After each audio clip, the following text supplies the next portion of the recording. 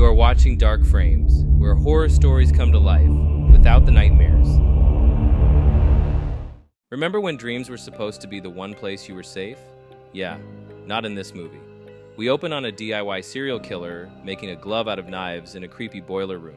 Because why not mix OSHA violations with murder? Then boom, Tina's nightmare. She's running around in her nightgown while a burn victim with finger knives chases her through a boiler room. Classic dream stuff. She wakes up screaming. We meet our main cast of teens with the sleep schedules of raccoons. Tina invites her friends over for a sleepover because she's freaked out. Enter Nancy, our final girl, and Glenn, played by a baby-faced Johnny Depp. Also, Rod, who shows up uninvited and sleazy, Red Flag City. Later that night, Tina dreams again. Freddy's back, doing his weird slow-motion walk, and stretching his arms across an alley like Stretch Armstrong on meth. He slices his own fingers off for flair. Chases her down, and, yep, first kill. Tina gets dragged up the wall and across the ceiling, blood everywhere. Rod just watches in horror. It's easily one of the best kills in the franchise. Rod runs because, well, he looks guilty as hell. The cops, led by Nancy's dad, a gruff lieutenant with no chill, arrest him the next day. Nancy goes to school, because horror movie teens never take trauma days. She falls asleep in class, and Dream walks into Freddy's boiler room. He shows her Tina's corpse in a bloody body bag, then chases her. She burns her arm on a pipe to wake up. Classic high school stuff. Now Nancy's on edge. She tries to stay awake for days, fueled by caffeine and fear. Glenn's no help. He falls asleep standing up. Nancy visits Rod in jail. He confesses he saw Tina get slashed by something invisible. That night, Freddy pays Rod a visit.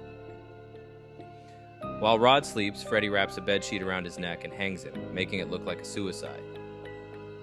Kill 2, Rod, via ghost noose. Nancy starts putting together that Freddy is the common thread. Her mom, Marge, gaslights her and sends her to a dream clinic where Nancy has another Freddy nightmare.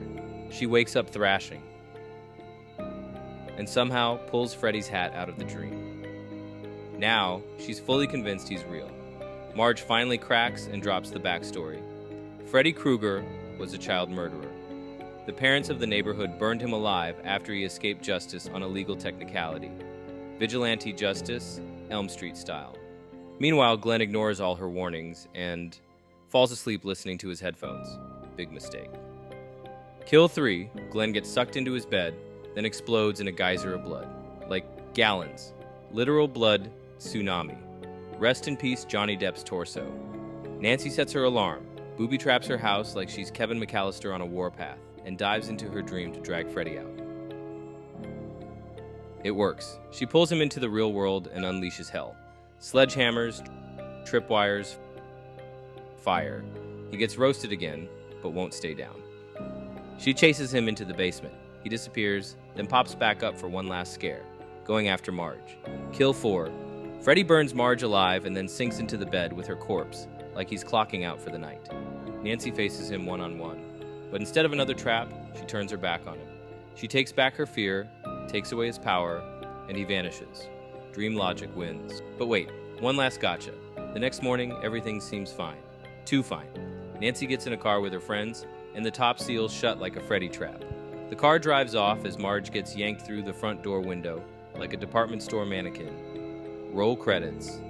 Freddy's not gone. He's just getting started. That's it for this one. Another horror movie survived. Sort of.